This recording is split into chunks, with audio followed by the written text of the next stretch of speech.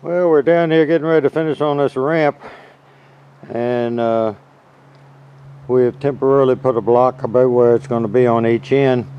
And as you can see with the daylight there, we'll be putting 4-inch blocks all the way across, that I have to dig right there about an inch and a half on each of the two in the middle, and about a 3-inch hole in the ground for the block in the middle. And it's pretty level just like that.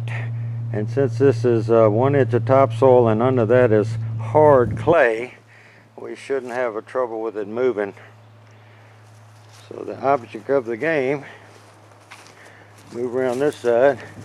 We threw the little 2 inches down there just because it's easier to handle one of those.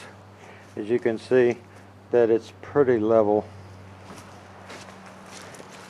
It's not very far off, maybe 1/4 of an inch. So we can just lower that one 1/4 of an inch and then dig out the others with that board in place to know where to dig them, and dig it down enough for a block to fit under it. Well, we had a high spot in the middle, so I got the old Statesman lawn garden tractor out, and we cut this center down. You can see it's higher here and higher over there where the level is, and then we dug these things out.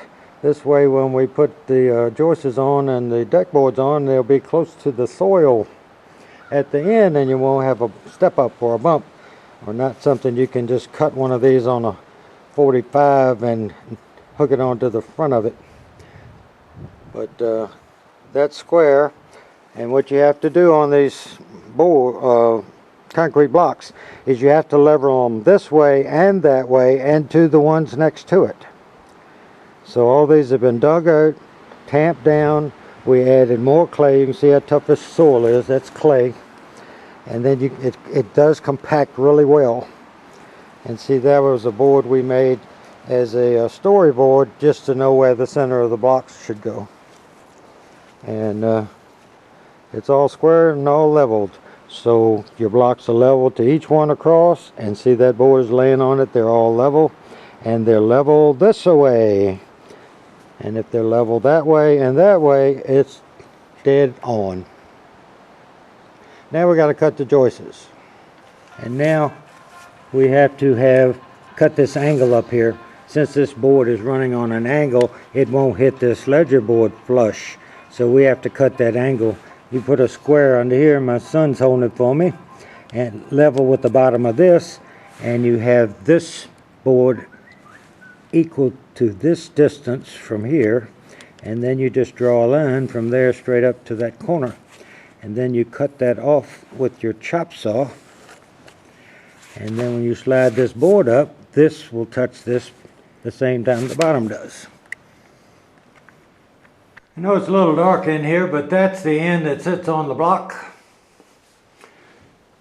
and I wrote master on it because I'm going to cut the rest by it, and then that end hits by the ledger, and you can see it's cut back on an angle so it'll be flush.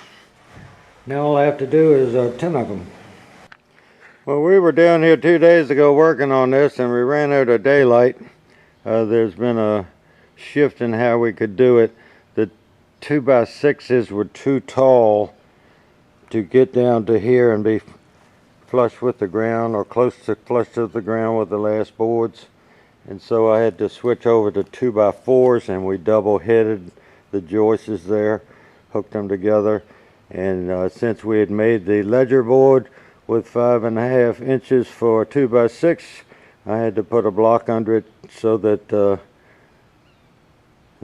those all screwed into the ledger board, sitting on top of a block that's screwed into the bottom of the ledger board, and that way I can just deck it. And we filled all this in where we dug out for the center blocks, and you can see we've rained a lot. We have standing water, and this is a storyboard we used to have the centers so we knew where to put the concrete blocks. And then we attached the ends and measured the distances to square this up to the building, which is square. And the way you would square this is you take a tape and put it on the very outside corner of that last joist, and you run it right over here to this corner. And this is any building. You can build a house shed, anything, same way.